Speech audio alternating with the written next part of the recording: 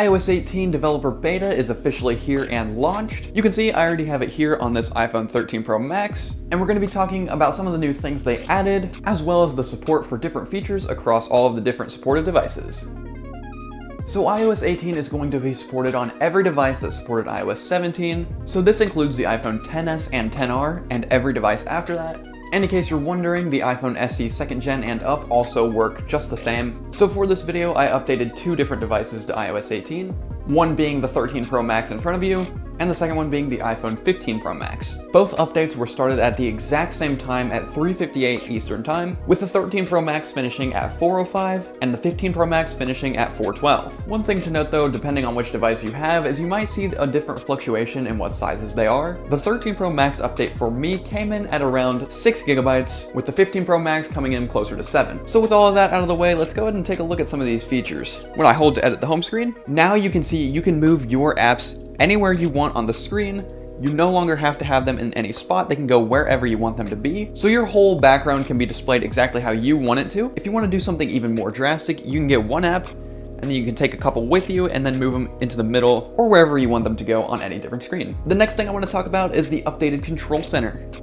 So you'll see here it is a new layout, which they said in the keynote is editable to the way that you want it to look. So to mess with this, you can press your plus button, and you'll see this little big area that allows you to grab it and move it to whatever size you want it to be. So basically you have full control over where your control center icons are placed. But that's not the only addition to control center, as we have a couple more sidebars here, and you can see you can scroll through them, each for different things like networking, music, and your favorites. And another thing, in case you guys were wondering, if you turn off Wi-Fi or Bluetooth, it still does not turn it all the way off. You will have to go into settings to do that still. Would have been nice to see them just make it so that you can turn it off from your control center like you used to be able to do, but unfortunately this is here to stay. They also added a new passwords app, which I'm assuming is where all of your keychain will go. Flipping on over to the iPhone 15 Pro now, this is where you're going to be getting the Apple Intelligence, which is AI. Unfortunately, it's only going to be available on the 15 Pro models. Seems like a lot to me, but there may genuinely be some hardware limitations, but it seems like a stretch for it to only be available on the 15 Pros. Another feature I want to show you guys, when you're on your home menu, if we go to edit here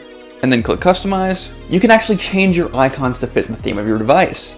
So if I switch this to automatic, you're going to see the icons now match the device theme as a whole much better. You can also get tinted, and now this changes it to the look of the background, which I think this looks really cool. And then again, you can change it to whatever you want it to be. So this is a really cool update for customization on these phones. I'm going to leave mine on the automatic setting and let the system do what it wants. You can really see up close now how these icons shine. That music app, just the overall darkness of them, I think it looks really cool.